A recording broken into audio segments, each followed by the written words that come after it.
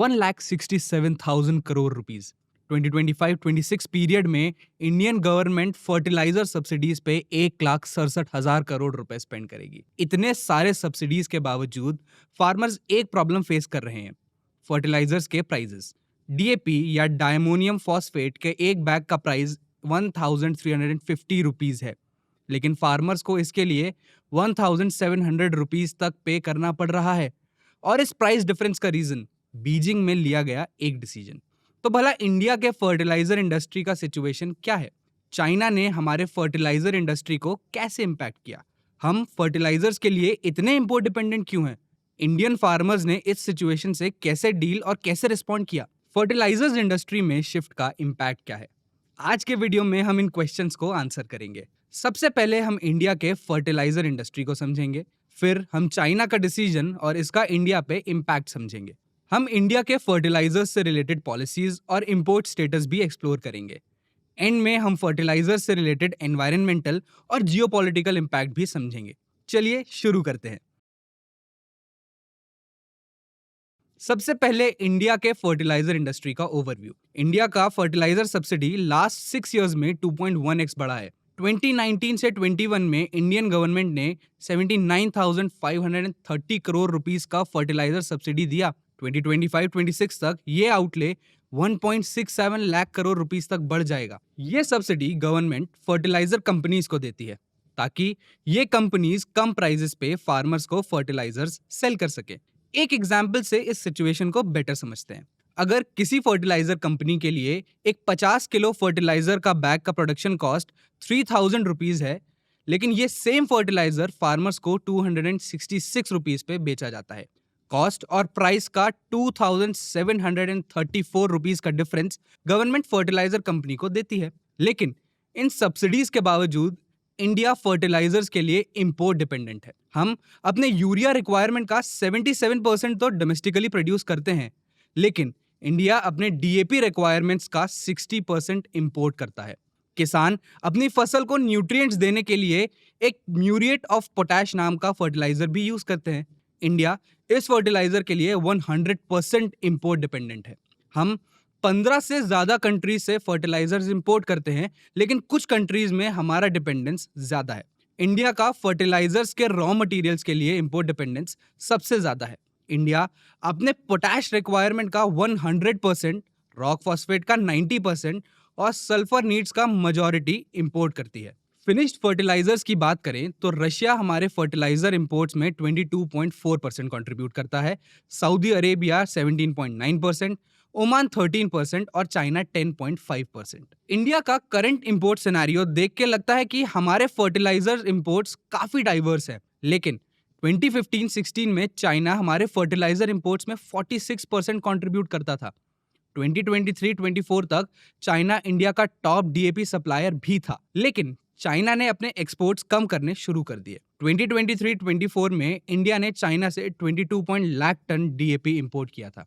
2024-25 तक ये import 8.4 lakh ton तक गिर गया।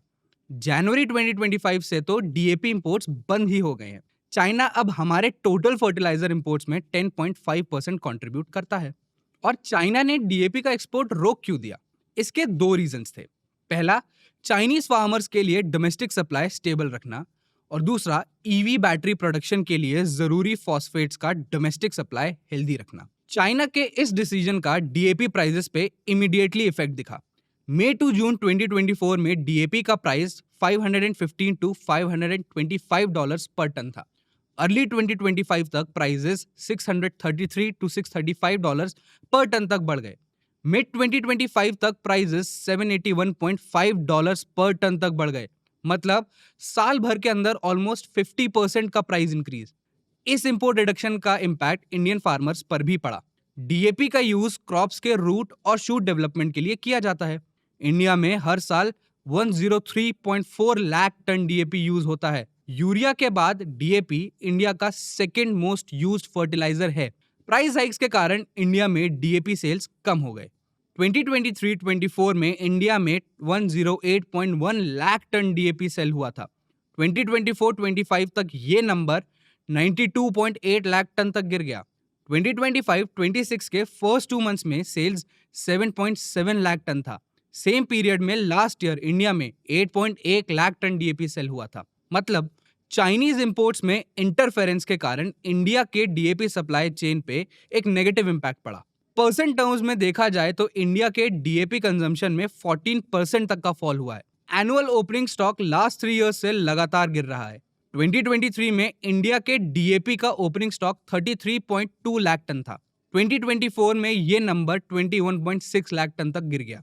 2025 तक ये नंबर 12.4 लाख टन तक गिर गया। मतलब फॉलिंग इंपोर्ट्स के कारण इंडिया के डीएपी का स्टॉक गिर रहा है। इस फॉलिंग स्टॉक के कारण डीएपी का सप्लाई कम हो रहा है, इसीलिए डीएपी अब ब्लैक मार्केट में भी बिक रहा है। गवर्नमेंट ने डीएपी प्राइसेस को 1350 रुपीस पर बैग तक कंट्रोल्ड रखा है ताकि फार्मर्स को प्रोटेक्ट किया जा सके। लेकिन ब्लैक मार्केट में डीएपी $1700 पर बैग तक बिक रहा है। लेकिन इस शॉर्टेज के कारण इंडियन फार्मर्स और फर्टिलाइजर इंडस्ट्री ऑल्टरनेटिव फर्टिलाइजर्स पे शिफ्ट कर रहे हैं। डीएपी की जगह एनपीकेएस या nitrogen, phosphorus, potassium, sulphur fertilisers का यूज किया। जब डीएपी के सेल्स कम हो रहे थे, एनपीकेएस फर्टिलाइजर्स के सेल 28.4% बढ़ गए। 2023-24 में 110.7 lakh ton NPKS fertilisers cell हुए। 2024-25 तक ये नंबर 142.1 लाख टन तक बढ़ गया। एनपीकेएस का एक टाइप एपीएस या अमोनियम फॉस्फेट सल्फेट होता है। 2022-23 में 50.4 लाख टन एपीएस सेल हुआ। 24-25 तक ये नंबर 69.7 लाख टन तक बढ़ गया। एपीएस डीएपी से ज्यादा पॉपुलर हुआ क्योंकि एपीएस का कॉम्पोजिशन ऑयल सीड्स, पल्सेस, मेज, कॉटन और अनियन जैसे क्रॉप्स के लिए डीएपी से ज्यादा इफेक्टेड था। एपीएस के साथ साथ सिंगल सुपर फॉस्फेट का भी सेल बढ़ा। 2023-24 में 45.4 लाख टन से 2024-25 में सेल्स 49.3 लाख टन तक बढ़ा। कोरोमंडल इंटरनेशनल, पारादीप फॉस्फेट्स और इंडियन फार्मर्स फर्टिलाइजर कोऑपरेटिव जैसे कंपनीज ने अपने एपीएस फर्टिलाइजर्स को डीएपी रिप्लेसमेंट की तरह हेविली मार्केट भी किया। फर्टिलाइजर्स चॉइस में इस चेंज का फार्मर्स के साथ साथ एनवायरनमेंट पे भी इम्पैक्ट है। आइडियली नाइट्रोजन, फास्फोरस और पोटेशियम के रेशियो 4:2:1 होना चाहिए, लेकिन फार्मर्स कॉस्ट कम करने के लिए चीपर फर्टिलाइजर्स यूज करते हैं जिसमें कोई एक न्यूट्रिएंट ज्यादा होता है। थैंकफुली इस शिफ्ट का एनवायरमेंटल इम्पैक्ट पॉजिटिव है। डीएपी और एपीएस में एक मेजर डिफरेंस ये है कि एपीएस एक बैलेंस्ड फर्टिलाइजर है और डीएपी एक हाई एनालिसिस फर्टिलाइजर है। मतलब इन फर्टिलाइजर्स में एक स्पेसिफिक न्यूट्रिएंट का कंटेंट हाई होता है। इनका यूज क्रॉप्स के ग्रोथ को तो हेल्प करता है, लेकिन इससे सॉइल का न्यूट्रिएंट बैलेंस बिगड़ जाता है। लेकिन एपीएस जैसे लो कॉन्सेंट्रेशन बैलेंस फर्टिलाइजर्स से long term soil health improve हो सकता है। जैसे इंडियन फार्मर्स और फर्टिलाइजर कंपनीज अपने फर्टिलाइजर टाइप्स शिफ्ट कर रहे हैं, वैसे ही इंडिया भी अपने फर्टिलाइजर पार्टनर्स चेंज कर रही है। चाइना के एक्सपोर्ट रेस्ट्रिक्शंस के कारण इंडिया के फर्टिलाइजर इंडस्ट्री को सप्लाई शॉक फेस करना पड़ा। इसीलिए इंडिया ने अपने दूसरे सप्लायर कंट्रीज से पार्टनरशिप्स बढ़ाए। जैसे रिसेंटली इंडिया ने सऊदी अरेबिया के माआदिन के साथ 31 लाख टन डीएपी इंपोर्ट करने का एग्रीमेंट एंटर किया है। 3 Indian companies, Indian potash limited, कृषक भारती कोऑपरेटिव लिमिटेड और सेंट्रल इंसेक्टिसाइड्स लेबोरेटरी ने माआदिन के साथ 5 ईयर कॉन्ट्रैक्ट्स साइन किए हैं। हम सऊदी अरेबिया से currently 19 lakh tonne DAP import करते हैं। इन डील्स के थ्रू हमारे इंपोर्ट्स लगभग 50 लाख टन तक पहुंच सकते हैं। लेकिन ये स्विच एक टेम्पररी फिक्स है, एक लॉन्ग टर्म सोल्यूशन नहीं। हम अपने फर्टिलाइजर्स के लिए चाइना से डिपेंडेंस तो कम कर रहे हैं, लेकिन हम अब सऊदी अरेबिया पे इंपोर्ट डिपेंडेंट बन रहे हैं। 2015-16 में सऊदी अरेबिया हमारे फर्टिलाइजर इंपोर्ट्स में 9.8% कंट्रीब्यूट करता था। 2024-25 तक सऊदी अरेबिया का कंट्रीब्यूशन 17.9% तक बढ़ गया। और सिर्फ सऊदी अरेबिया ही नहीं, इंडिया रशिया पे भी फर्टिलाइजर्स के लिए डिपेंडेंट है। रशियन फर्टिलाइजर इंडियन इंपोर्ट्स में 22.4% कंट्रीब्यूट करते हैं। मतलब इंडिया को एक्चुअल डाइवर्सिफिकेशन की जरूरत है ताकि ग्लोबल डिसरप्शन के कारण इंडिया के एग्रीकल्चरल इंडस्ट्री पर ज्यादा इम्पैक्ट ना पड़े। इंडिया एक डेवलपिंग कंट्री तो है, लेकिन हम अभी भी एग्रीकल्चर पे काफी डिपेंडेंट हैं। एग्रीकल्चर इंडियन जीडीपी में 16% कंट्रीब्यूट करता है। इंडिया के रूरल पॉपुलेशन का 65% और टोटल पॉपुलेशन का 47% अपना इनकम एग्रीकल्चर से कमाते हैं। मतलब इंडियन एग्रीकल्चर पे कोई भी नेगेटिव इम्पैक्ट कंट्री के पूरे इकोनॉमी को इफेक्ट कर सकता है। इसीलिए इंडिया का सब्सिडी सिस्टम हमारे एग्रीकल्चर इंडस्ट्री का एक इम्पॉर्टेंट पार्ट है। इंडियन फार्मर्स के लिए ये सब्सिडीज एक लाइफलाइन होती हैं, लेकिन ये सब्सिडी सिस्टम परफेक्ट नहीं है और इसमें कुछ मेजर फ्लॉज हैं। 1.67 लाख करोड़ रुपीस के इंसेंटिव्स देने के बावजूद इंडिया का मेजर फर्टिलाइजर्स के लिए इंपोर्ट डिपेंडेंस कम नहीं हो रहा है। हम बस अपने डिपेंडेंसीज शिफ्ट कर रहे हैं। फर्टिलाइजर कंपनीज को इनएफिशिएंट ऑपरेशंस के लिए भी हाई इंसेंटिव्स मिल रहे हैं। कॉस्ट रिड्यूस करने के लिए फर्टिलाइजर क्वालिटी बिगड़ रही है, जिससे फार्मर्स के इनकम और सॉइल क्वालिटी दोनों पे नेगेटिव इम्पैक्ट पड़ रहा है। सप्लाई शॉर्टेज के कारण फर्टिलाइजर्स के सेलिंग प्राइसेस बढ़ रहे हैं। इस गैप को गवर्नमेंट सब्सिडीज के थ्रू कवर कर रही है, जिससे गवर्नमेंट का फिस्कल बर्डन भी बढ़ रहा है। फर्टिलाइजर स्मगलिंग भी एक प्रॉब्लम है।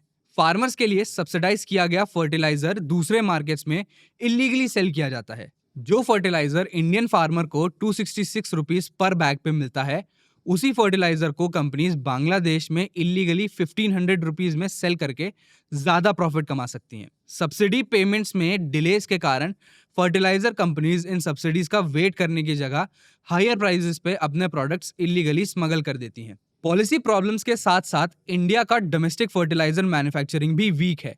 इंडिया में रॉक फॉस्फेट रिजर्व्स कम हैं, इसीलिए इंडियन मैन्युफैक्चरर्स को इंपोर्ट्स पे डिपेंड करना पड़ता है। डीएपी के प्रोडक्शन के लिए भी फॉस्फोरिक एसिड और रॉक फॉस्फेट की जरूरत होती है, जो इंडिया को इंपोर्ट ही करना पड़ता है। इंपोर्ट डिपेंडेंस के कारण ग्लोबल प्राइस मूवमेंट से डोमेस्टिक मैन्युफैक्चर पे एक बड़ा इंपैक्ट पड़ता है। अक्टूबर टू दिसंबर 2024 में फॉस्फोरिक एसिड का प्राइस $950 था। जुलाई टू सितंबर 2025 तक प्राइसेस $1258 तक बढ़ जाएंगे। मतलब सिर्फ 9 महीने में 32% raw material price hike.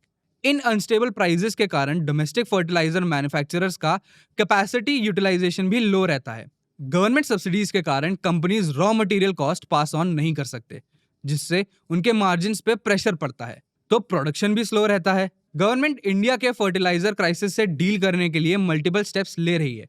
Imports के लिए चाइना से सऊदी अरेबिया का शिफ्ट शॉर्ट टर्म में सप्लाई स्टेबल करता है, लेकिन लॉन्ग टर्म स्टेबिलिटी के लिए डोमेस्टिक मैन्युफैक्चर स्ट्रॉन्ग करना होगा। इसके लिए government non operational fertiliser plants revive करने की कोशिश कर रही है और इन्वेस्टमेंट्स एनकरेज कर रही है। गवर्नमेंट की प्रधानमंत्री किसान सम्मान निधि स्कीम फार्मर्स को डायरेक्ट इनकम सपोर्ट भी प्रोवाइड कर रही है। इससे फार्मर्स का सब्सिडीज पे डिपेंडेंस कम हो सकता है, जिससे गवर्नमेंट अपने डेफिसिट्स कम कर सकती है और फर्टिलाइजर कंपनीज को बेटर प्राइस के थ्रू इंसेंटिवाइज भी कर सकती है। इस नए सिस्टम से भी गवर्नमेंट पे फिस्कल प्रेशर पड़ेगा, लेकिन एटलीस्ट इस फिस्कल प्रेशर के आउटपुट मिसयूज होने के चांसेस कम होंगे। इंडिया का फर्टिलाइजर क्राइसिस पूरे इकोनॉमी के लिए एक सेंसिटिव इशू है। ये क्राइसिस सिर्फ फार्मर्स, फर्टिलाइजर कंपनीज और इंडियन गवर्नमेंट तक ही लिमिटेड नहीं है। अगर फर्टिलाइजर सप्लाई के अनस्टेबल होने से फार्म प्रोडक्शन पे नेगेटिव इम्पैक्ट पड़ता है, तो आप और मुझ जैसे कस्टमर्स के लिए भी फूड प्राइसेस बढ़ सकते हैं। आपको क्या लगता है, इंडिया के फर्टिलाइजर इशू का सोल्यूशन और कैसे ऑप्टिमाइज किया जा सकता है? क्या सब्सिडीज कंटिन्यू करने चाहिए या फार्मर्स को डायरेक्ट सपोर्ट प्रोवाइड करना चाहिए? अपने व्यूज हमें कमेंट सेक्शन में जरूर बताना। आगे आप कौन से टॉपिक्स पे वीडियो देखना चाहते हो, ये भी हमें कमेंट सेक्शन में जरूर बताना। अगर ये वीडियो आपको इन्फॉर्मेटिव लगा तो इसे लाइक और शेयर जरूर करना। ऐसे ही और वीडियोस के लिए चैनल को सब्सक्राइब भी कर लेना। आज के वीडियोस के लिए इतना ही। मैं हूं आपका होस्ट आयुष। मिलते हैं अगले वीडियो में।